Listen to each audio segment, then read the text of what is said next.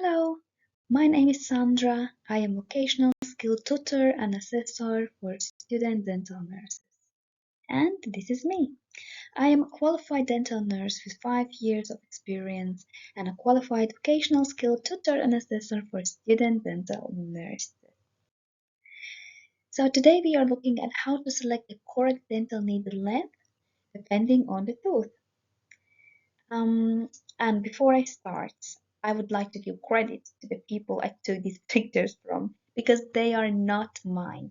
I just downloaded them from the internet. So on the left hand side, where you can see the maxillary and the mandibular arch, I downloaded them from Adobe Stock, and I believe the author is Alex Miller. And on the right hand side is this beautiful compartment I downloaded from the website Teacher Tina RDH. So thank you for those pictures, guys. Okay, so all upper arch, you are only using a short needle for infiltration.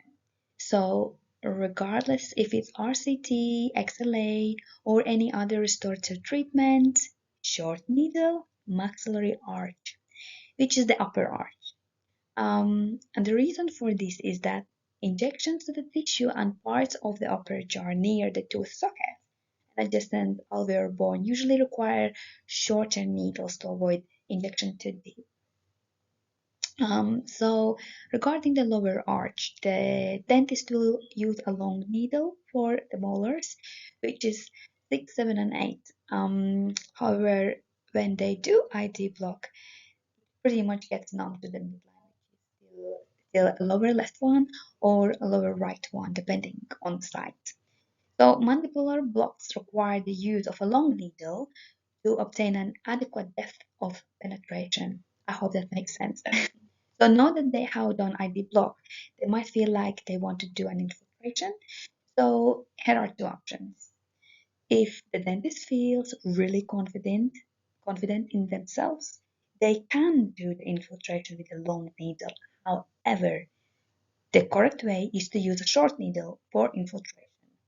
So by saying that any other tooth after 6, 7, and 8, they should use a short needle for infiltration normally.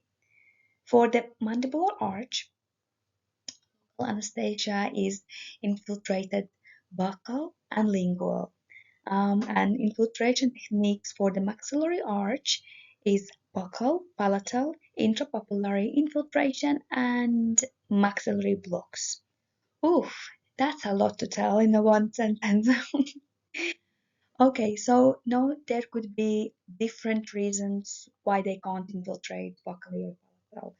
So, for example, due to an ulcer or any abscess lump there, the dentist will know exactly what to do in such case scenarios.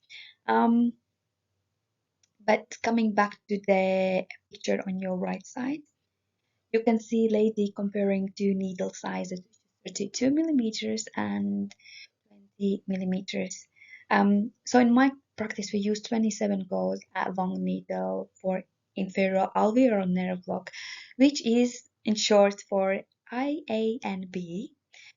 Is the most commonly used nerve block technique for achieving local anesthesia. And 30 goes short needle for infiltration. So have a look next time to understand better for yourself how those look different from each other at your dental practice, and maybe that will make you understand today's topic better. Okay, so I hope next time when you will see XLA, lower right 7 or lower left 6, you will know which needle length, like, or if it's upper right 3 or upper left 7 XLA or any other restorative treatment, for example, you'll know exactly what to go for. Please leave a comment below if you found this interesting, and see you soon again. Bye.